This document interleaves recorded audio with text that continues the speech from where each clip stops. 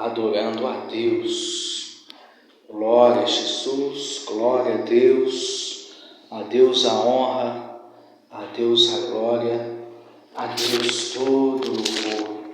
Queridos, abram vossas Bíblias, em respeito ao presbítero que já está em pé desde que eu comecei a falar. Vamos todos nós colocarmos de pé em reverência à palavra de Deus. Glória a Jesus. 1 Coríntios capítulo de número 11, a partir do versículo de número 27. Glória a Deus. 1 Coríntios 11, a partir do versículo de número 27. Aleluia. Glória a Deus. Deus maravilhoso. A igreja encontrou, amém? Aleluia. Portanto, qualquer que comer desse pão ou beber desse cálice do Senhor indignamente, será culpado do corpo e do sangue do Senhor. Mas examine-se o homem assim coma desse pão e beba desse cálice, pois aquele que come e bebe dignamente, bebe para condenação, come e bebe para condenação para si, não discernindo o corpo do Senhor. Por causa disso, muitos estão fracos, enfermos entre vós, muitos dormem. Porque se julgássemos a nós mesmos, não seríamos julgados, mas quando somos julgados, somos disciplinados pelo Senhor, para não sermos condenados com o mundo. Portanto, meus irmãos, quando vos ajuntais para comer, esperai-vos uns aos outros. Mas se algum homem tiver fome, coma em casa, para que não vos ajunteis para condenação. Quanto ao restante, colocarei em ordem quando eu chegar. Senhor, meu Deus, a te damos graça por essa oportunidade de estar na tua presença, Senhor, mais uma vez, adorando e glorificando o teu santo nome nesse culto, Senhor. Fala conosco, não aquilo que eu quero falar, Pai, mas aquilo que o Espírito Santo quer transmitir à tua igreja. Sou apenas o teu servo, o teu vaso, o teu alto-falante. Usa-me, sou teu vaso, conforme a tua vontade. É o que eu te peço, em nome de Jesus. Amém, igreja? Amém, povo de Deus? Amém. Glória a Jesus. Queridos, esse texto, geralmente, no ato da Santa Ceia, poucas pessoas leem esse texto. Eu, por exemplo, não tenho costume de ler esse texto. Eu leio só os primeiros versículos, falando aí sobre a Santa Ceia. Texto esse narrado por Paulo, como eu gosto de dizer, um grande reformador. Não seria essa a palavra, reformador? Um grande idealizador, seria uma palavra mais correta, do cristianismo. João veio, arou a terra. Jesus veio, plantou o cristianismo sobre a terra.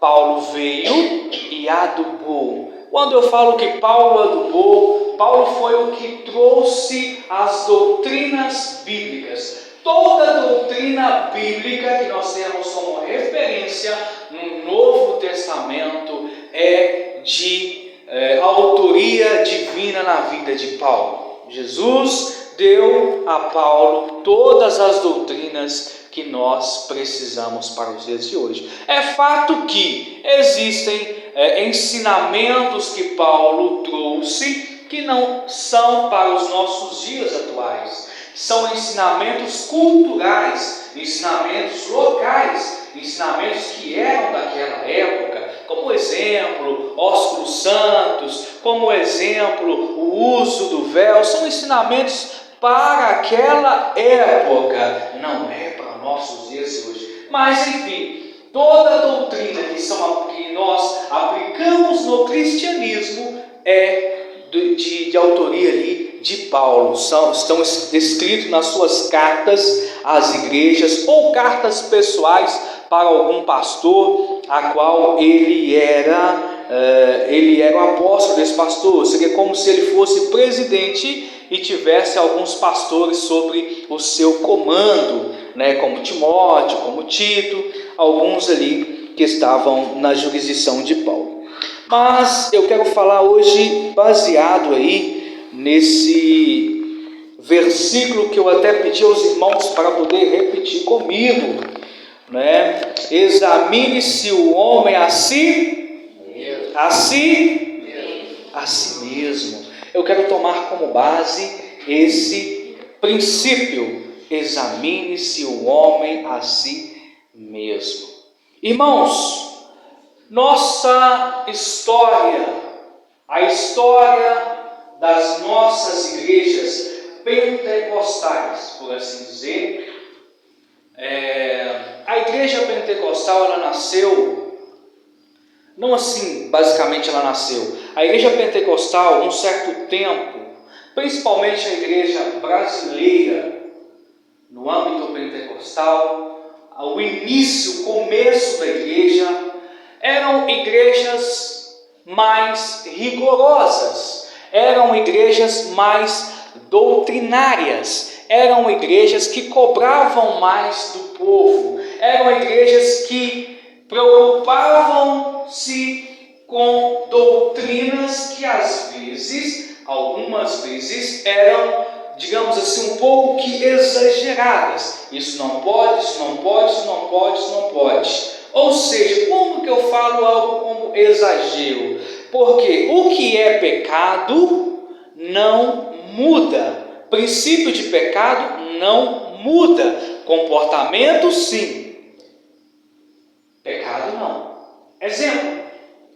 Assistir televisão é pecado, sim ou não? Não é pecado. Porém, no começo da igreja, os nossos antepassados tinham a assistir televisão, ouvir rádio como pecado. Milhares e milhares de pessoas foram excluídas do rol de membro e não conseguiram retornar para a igreja de origem ou não conseguiram ir para uma outra igreja com uma doutrina mais leve, por assim dizer. Jogar bola é pecado? Eu não vejo pecado em jogar bola, mas quantos jovens e adolescentes não permaneceram na igreja por causa da doutrina do passado? E assim, a igreja no começo excluiu, expulsou diversas pessoas. Assim, a igreja, por falta de amor, excluiu milhares de pessoas do rol de membro, onde hoje, infelizmente, nós não temos esses irmãos no nosso meio. É lamentável. Mas aí a Bíblia vem nos ensinando: examine-se o homem a si mesmo. Eu preciso me examinar. Hoje nós estamos vivendo uma geração diferente.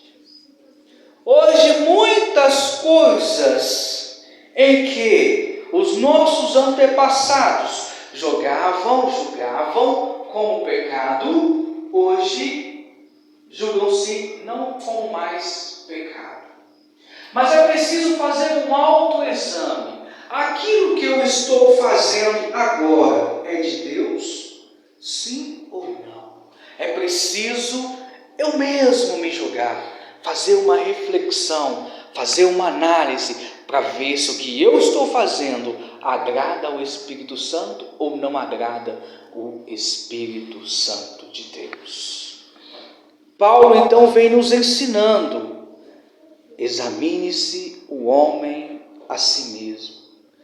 Nesse contexto, nós lemos geralmente sobre a Santa Ceia. E nesse ato da Santa Ceia, eu preciso me examinar para saber se eu estou apto ou eu não estou apto a participar da Santa Ceia. Não é o pastor que tem que me examinar, Não é o obreiro que tem que me examinar, e sim eu mesmo tenho que fazer uma reflexão. Eu tive a experiência de uma vez deixar para Deus fazer um exame em mim. Eu sabia que eu estava numa situação complicada em que eu não podia participar da Santa Ceia. Era jovem, havia cometido um pecado. E no ato da Santa Ceia eu disse assim: Senhor, o Senhor vai falar para mim se ela vai participar ou não da Santa Ceia. E Deus falou. Deus usou alguém para falar comigo. Eu me lembro como se fosse hoje uma irmã, ela me chamou lá fora, falou: eu preciso falar com você. Me chamou lá fora, minutos antes do começo da cerimônia da Santa Ceia.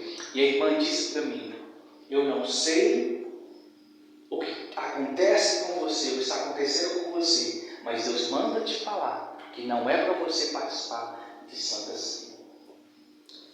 Interessante que algo que eu quero falar para vocês, que Deus jamais humilha alguém em público.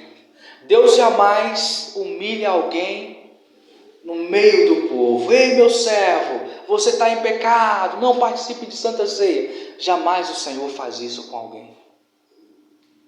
Geralmente quando é alguém humilhando alguém, não é Deus, é Satanás.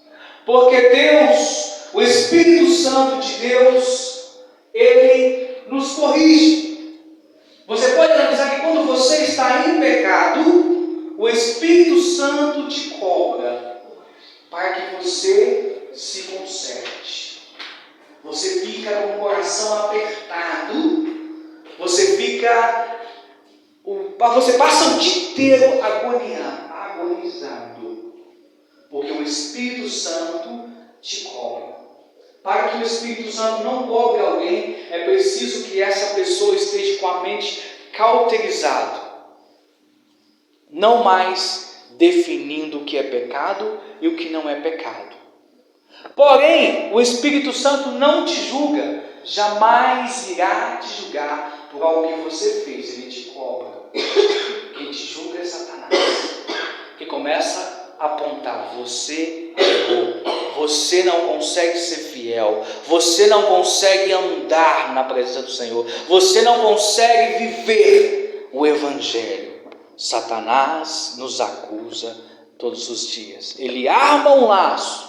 Se nós não vigiarmos, ele nos joga nesse laço e depois começa a nos acusar dia e noite. Dia e noite. Então eu preciso fazer um autoexame na minha vida. Quando eu preciso fazer esse autoexame? Diga: agora, nesse momento. Sabe que nós gostamos de deixar as coisas para depois. Depois eu vou. Deixa eu continuar aqui. Tá legal o pecado. Depois eu resolvo isso. Tá legal aqui. Depois eu confesso. Eu mudo de vida. Depois. E nós gostamos de ficar deixando para depois. E depois. O momento é agora da mudança de vida. O momento, o dia é hoje da mudança de vida. O momento é agora. João, capítulo de número 8, do 3 ao 5, diz assim: e os escribas e fariseus trouxeram-lhe uma mulher apanhada em adultério, pondo-a no meio, disseram: mestre, essa mulher foi apanhada no próprio ato adulterando. E na lei mandou Moisés que as tais sejam apedrejadas. Tu, pois, o que dizes? Veja só. Levaram só a mulher. E o homem? Ela pegou sozinha? E o homem? Ali naquele momento tem algo ali que nós precisamos entender. Eu já falei para os irmãos, em estudo bíblico, o problema do judaísmo, o problema da religião judaico. A ideia de cobrar da pessoa pelo pecado que ele cometeu sem amor. O que eu vejo ali? Uma cobrança, um julgamento. Que quem devia fazer esse julgamento era propriamente aquela mulher. E ela poderia sim chegar até Jesus e dizer: Jesus, eu pequei. Jesus, eu errei, tem misericórdia de mim, eu quero mudança de vida. Ela poderia ter feito assim como o Zaqueu. Zaqueu, só o fato dele subir em uma árvore para poder ver Jesus passando, ele estava dizendo em si: eu quero mudança de vida, eu quero essa transformação que as pessoas estão falando, eu quero esse Jesus na minha vida. Então essa mulher poderia também, por que não, procurar Jesus, confessar os seus pecados e mudar de vida. Mas a religiosidade do judaísmo levou ela a ser julgada. E não é difícil nos dias de hoje. Quantas pessoas que ao ver o seu irmão caindo, têm prazer de levar e entregar ele. E ainda se baseiam em um versículo. Se você vê o seu irmão caindo, chame mais uma testemunha, chame outra, e depois leva ao pastor, não é assim? Só que eles fazem ao contrário, já leva o pastor direto. Pastor, eu vi fulano fazendo isso e isso, exclui ele, pastor. Exclui ele, não merece estar na igreja. Mas aí quando a Bíblia prega o amor, primeiro você chame uma testemunha, ele não te ouviu, chame a segunda testemunha, ele não te ouviu, aí você leva para o pastor. Se você ganhar aquela pessoa, multidões de pecados em você serão perdoados. É uma promessa quando você ajuda uma pessoa que está caída a se levantar. Porém, nós não olhamos por esse lado. Nós queremos ver a pessoa pagando pelo que ele fez. Você fez errado, então Deus tem que cobrar de você. Foi assim com Jonas. Jonas queria ver aquela cidade pegando fogo. Ele até pegou: arrepende, povo. Se vocês não arrepender, Deus vai destruir vocês. E Jonas subiu. Eu quero ver agora Deus destruir aquela cidade. Então a nossa cultura é uma cultura de querer cobrar das pessoas pelo que as pessoas têm feito, têm cometido. Mas a Bíblia nos ensina: examina-se a si mesmo. Eu preciso me examinar. Eu preciso me observar da onde eu estou errando. Provérbios 28:13. O que encobre as suas transgressões nunca prosperará, mas os que a confessam e deixam alcançarão misericórdia. Alcançarão misericórdia. Então, eu preciso de boa vontade, depois de analisar o que eu fiz, de analisar onde eu errei. Eu preciso confessar os meus pecados, os meus erros, as minhas falhas. Há uma oração costumeira que eu gosto de fazer todos os dias: Senhor, me perdoa pelos meus pecados, de pensamentos, palavras e obras. Porque sou ser humano. E eu posso ferir o meu irmão em palavras. Eu posso fazer algo que não agrade a Deus. E eu posso também permitir que pensamentos invadam a minha mente. E se eu não vigiar, eu os alimento. E é complicado essa história de pensamentos. Então eu preciso confessar ao Senhor. A Bíblia fala, é um princípio de prosperidade. Aquele que confessa e deixa alcança misericórdia. mas aquele que não confessa, ele não prospera.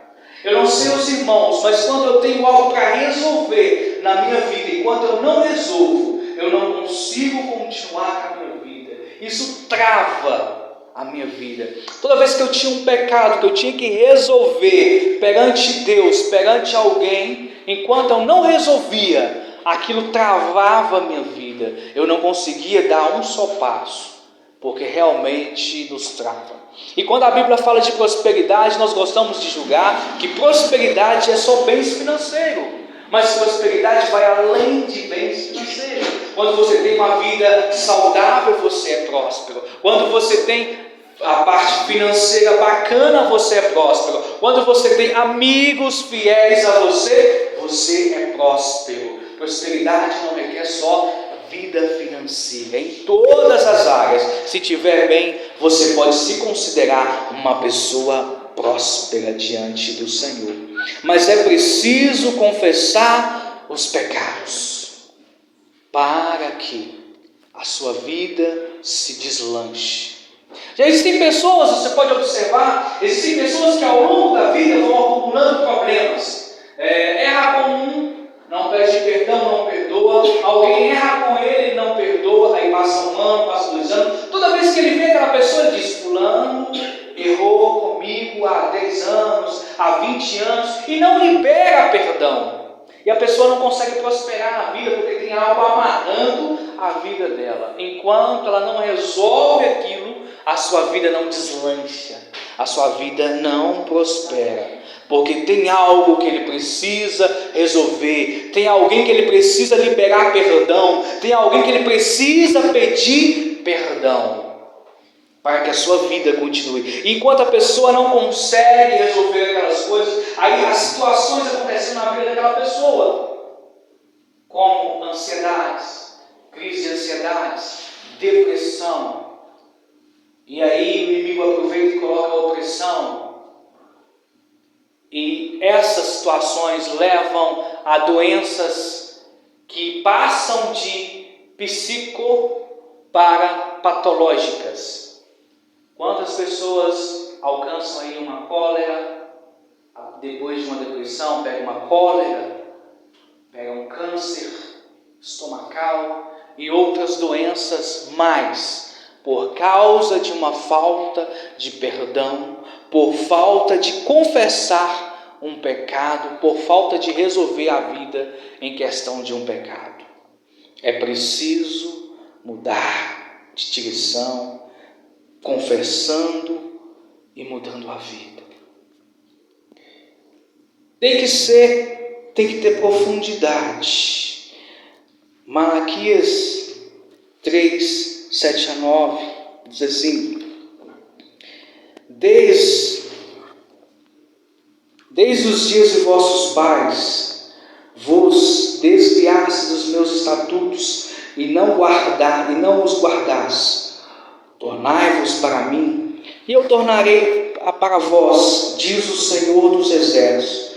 Mas vós dizeis: em que havemos de nos tornar? Aquele povo havia se desviado dos caminhos do Senhor, dos estatutos do Senhor, não tinham mais guardados os estatutos do Senhor. Aquele povo tinha perdido os princípios, tinham esquecido as regras, as leis em que eles viviam. Eles já não tinham mais a intensidade na palavra. Eles jamais não conseguiam enxergar a gravidade do pecado que eles estavam vivendo. Nos dias de hoje também não é diferente. Multidões e multidões de pessoas já não veem o pecado como pecado, já estão normalizando tudo. Tudo é normal, tudo pode. Há uma doutrina satânica permeando nesses últimos dias, que diz assim: faça tudo, o que o seu coração mandar. Essa é a maior doutrina de Satanás, a libertinagem dos dias de hoje. O povo tem se esquecido da palavra do Senhor. O povo tem se esquecido das regras bíblicas. O povo tem feito com que a Bíblia perdesse o seu valor.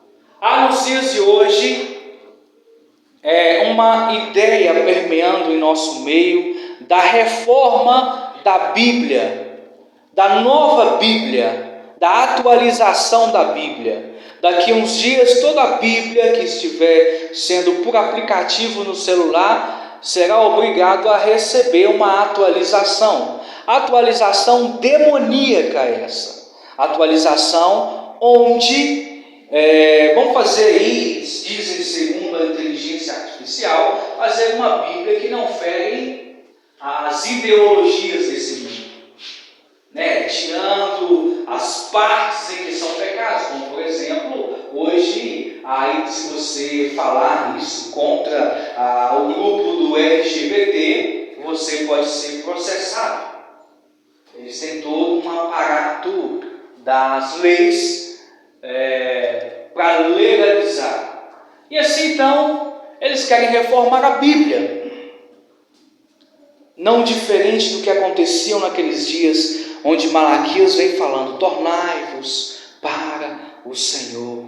É preciso de retornar para o Senhor, voltar para a essência do primeiro amor. E infelizmente nós temos crentes rasos de conhecimento, crentes que não buscam a palavra, e que se você for falar assuntos como esse para ele vai te chamar de ultrapassado, ele vai te chamar de quadrado.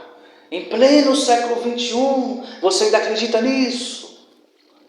É preciso orar e pedir ao Senhor: tem misericórdia de nós. Hoje, infelizmente, as nossas salas de escola bíblicas têm se esvaziado. As pessoas não têm tido mais interesses em conhecer a palavra. As pessoas não têm tido mais interesse em buscar conhecimento das Santas Escrituras. E as pessoas têm deixado se levar pelo pecado e têm tido prazer no pecado. Então é preciso aprofundar na palavra e pedir uma mudança diante do Senhor. E para fazer isso, só a palavra de Deus. Só na palavra de Deus.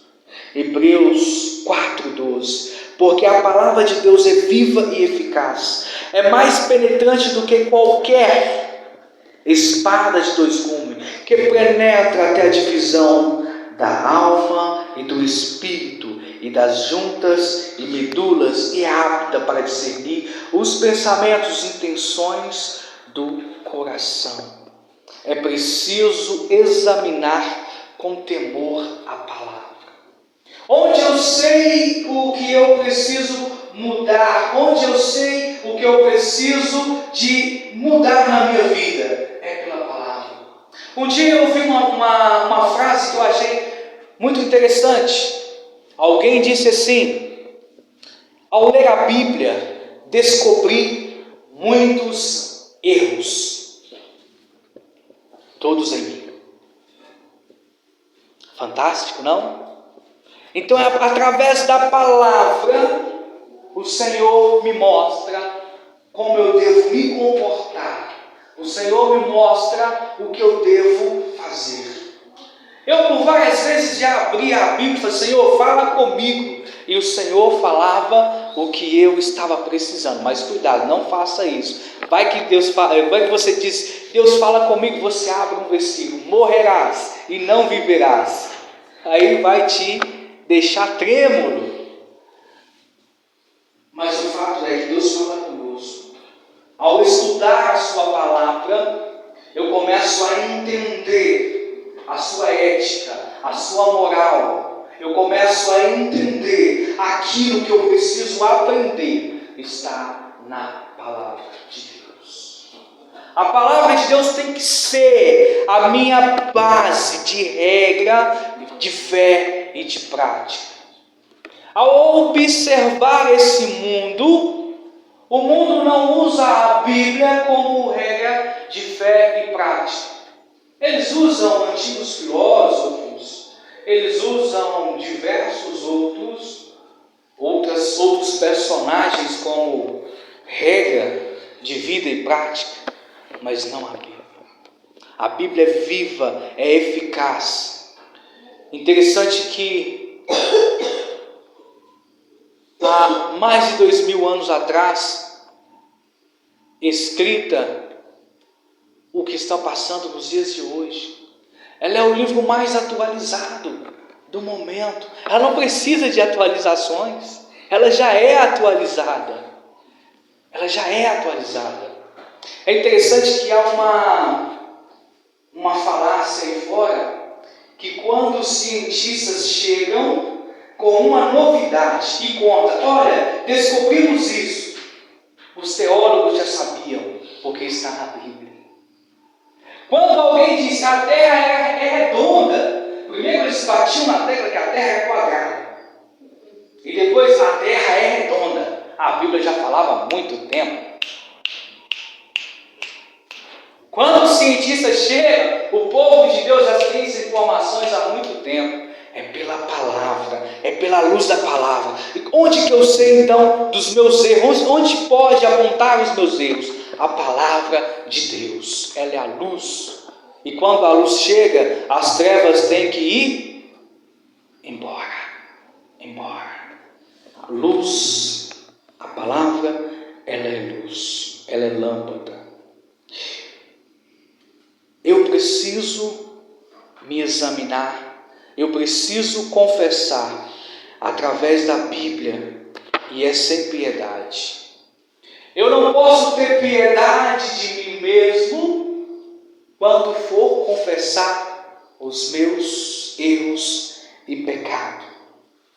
Mateus, capítulo de número 5, 29 e 30, diz assim: portanto, se o teu olho direito te escandalizar, arranca-o, atire para longe de ti, pois é melhor que perca um dos teus membros, do que seja todo o teu corpo lançado no inferno. E se a tua mão direita te escandalizar, corta e atira para longe de ti, porque te é melhor que um dos teus membros se perca, do que todo o teu corpo lançado no inferno.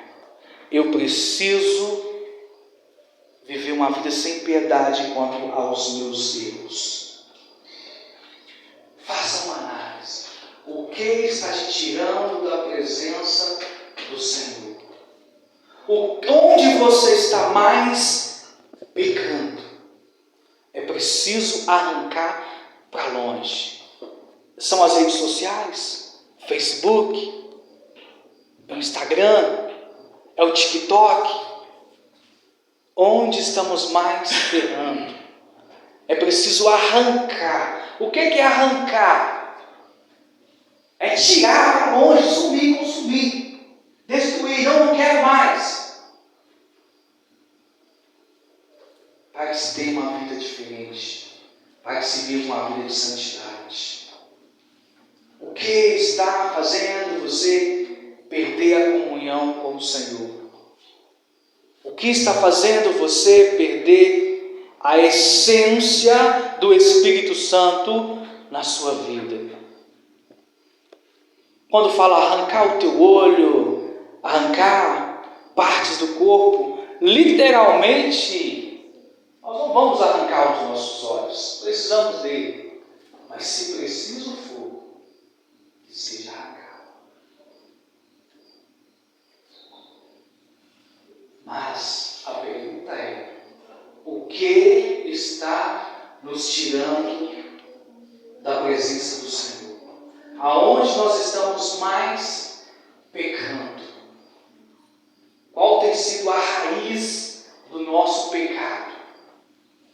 É momento de fazer uma autoanálise e retirar tudo que não presta. tudo que não provém do Senhor. E o Espírito Santo aponta: ei, eu não gosto disso. Ei, isso não me agrada. Ei, isso não é da vontade de Deus. E tem que ser com sinceridade. Não como Geazi. Lembra de Geazi? Mentiu. Além de possuir algo que não era para ele possuir, ele mentiu. Nós podemos mentir para os nossos pais, podemos mentir para os nossos professores, podemos mentir para o nosso pastor, mas e para Deus? Existe a possibilidade de mentir? A mentira começa ainda quando adolescente, quando criança, para poder fugir de alguns casos. Quem sabe, nós pais, mesmo ensinando nossos filhos a mentir, chega o cobrador, vai lá, fala para ele que eu não estou em casa. E aí quando nós chegamos na escola, já aconteceu comigo, era adolescente, chegava na escola, a professora queria dar vista nos cadernos, eu dizia: esqueci o caderno em casa. Estava na bolsa, só não tinha feito o dever. E para Deus, é possível mentir? Tem como mentir para Deus? Oh Senhor, eu não fiz isso não. É possível mentir para Deus? Alguém que conhece os nossos pensamentos, é possível mentir para Ele? Alguém que vai lá dentro da nossa mente e sabe o que está acontecendo, o conflito que é a nossa mente. Produzimos milhares de pensamentos durante o dia e o Senhor sabe de todos. É possível mentir para Ele? Tem como mentir para Ele? Até porque a mentira começa na mente. Geralmente a mente não mente.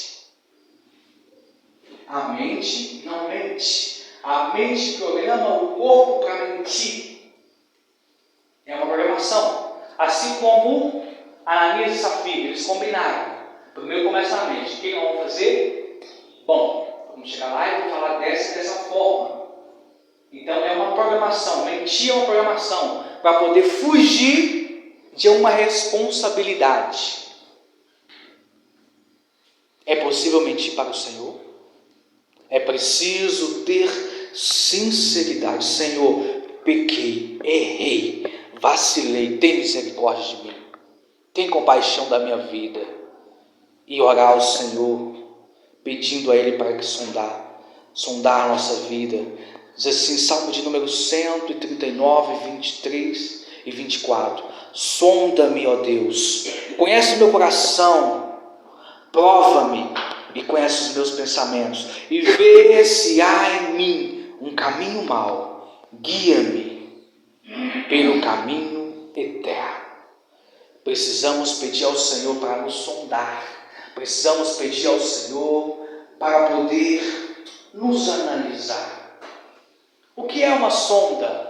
Geralmente nós temos a ideia de sonda, algumas ideias, por exemplo, o eletricista ao passar o fio, ele usa uma sonda, uma mangueira para poder puxar o fio, que não é possível sem o auxílio da sonda. Existe a sonda que nós usamos para desentupir pias e outras coisas mais. E existe a sonda que é usada na medicina, aquela com uma câmera, com uma videocâmera, que é infiltrada no corpo da pessoa para poder analisar o que tem no organismo em consultas com tratamentos como endoscopia, certo? A sonda do Senhor é da mesma forma. Ele faz um check-up em nós e começa a mostrar: meu filho, muda isso, muda isso, muda isso, muda isso. Precisamos pedir: Senhor, sonda a minha vida. Sonda-me, Senhor, e tudo que há em mim que não provém do Senhor, e tudo que há em mim que precisa ser consertado, muda em mim, Senhor. Às vezes é preciso pedir ao Senhor para arrancar alguma coisa de nós, porque o pecado nos leva ao costume, E quando a pessoa se acostuma com o pecado, aquele pecado dá conforto. O pecado dá conforto. E aí é difícil de largar. Quando a pessoa sente o pecado como conforto, é difícil de largar. Quantas pessoas que a gente chega até ele e fala assim: meu irmão, vamos ajeitar a vida, para você entrar em comunhão, para você ter uma vida com Deus. Ah não, eu tenho coisa para resolver. Por exemplo, já visitei pessoas que vivem uma vida amaziada, né, uma vida sem casar. Aí nós vamos consertar a vida. Aí a pessoa: não, agora no momento não, vou deixar passar mais um tempo e tal, etc. E aí vai passando o tempo, e se Jesus voltar, como que fica? É preciso pedir ao Senhor: sonda-me, Senhor, e tudo que há em mim que não provém do Senhor, muda, transforma, me ajuda, pois eu quero viver uma vida de santidade na tua presença, uma vida de santidade diante do Senhor. Amém, povo de Deus?